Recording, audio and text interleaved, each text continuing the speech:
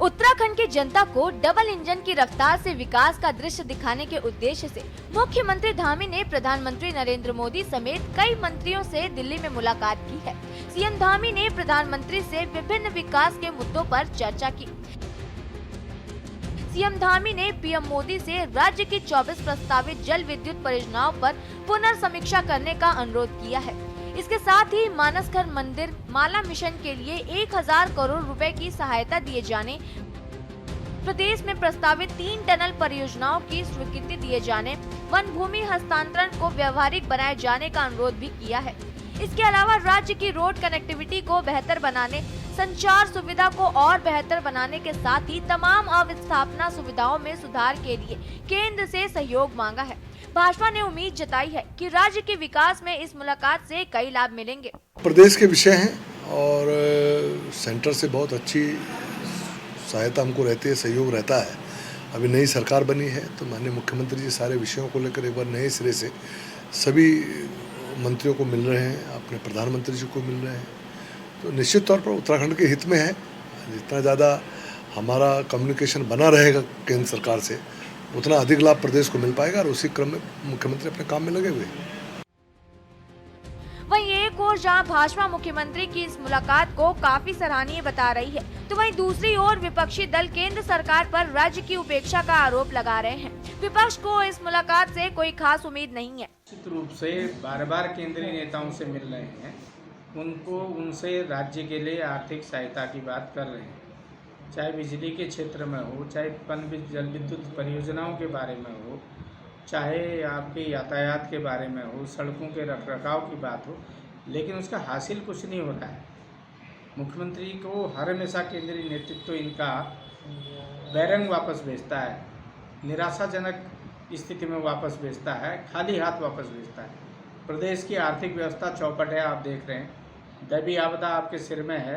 सड़कों के रखरखाव के लिए कोई आकस्मिक निधि से एक भी धनराशि उन्होंने नहीं दी। पर्यटन क्षेत्र में बढ़ावा देने के लिए कोई धनराशि केंद्र सरकार से अभी तक नहीं मिली है। हाँ, मुख्यमंत्री जरूर मिलते हैं। कल मैं भी देख रहा था, गृह मंत्री से मिले, नितिन गडकरी जी से मिले, राजनाथ सिंह जी से मिले।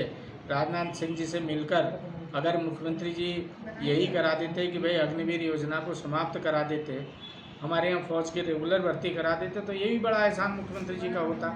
लेकिन उसमें कहीं कोई प्रगति नहीं है, कहीं कोई दिक्कत, कहीं कोई काम नहीं है। नए हमारे यहाँ जो हाईवे बनने थे उन पर कहीं स्वीकृति नहीं। अभी तक आप देखिए, गैरसैंण हमारी प्रस्तावित राजधानी है, तो गैरसैंण में अभी तक हम नेशनल हाईवे नहीं बना पाए हैं।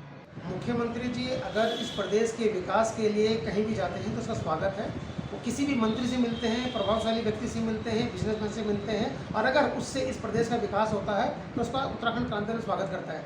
लेकिन आप ये बताइए कि उसका जो रिजल्ट है वो क्या निकल रहा है। 2022 में जब पुनः भारतीय जनता पार्टी इस प्रदेश में जीत के आएगी तो डबल इंजन बोल के आएगी। यदि वो डबल इंजन इस प्रदेश के विकास को आगे बढ़ाने में सक्षम नहीं हो पा रहा या सक्षम होने में असमर्थ है, तो आप बताइए मुख्यमंत्री के जाने का क्या औचित्य है। हम तो चाहेंगे कि मुख्यमंत्री जी जाएं, हर उस दरवाजे पर जाए जिस दरवाजे से विकास का जो द्वार है इस प्रदेश के लिए खुलता है। तो हम अगर ये विकास का द्वार खुलता है और विकास के पैमानों पे इस प्रदेश में व्यापक स्तर में हर जो समस्याएं हैं विकास की वो पूर्ण होती हैं, तो उत्तराखंड क्रांति दल उनके इस कदम का स्वागत करता है। लेकिन प्रायः देखा गया है इससे पहले भी कि जितनी बार भी मुख्यमंत्री जी दिल्ली गए हैं, अलग अलग मंत्रियों से मिले हैं, हमने इस बात को देखा है, जनता ने देखा है कि जो रिजल्ट है वो शून्य रहता है।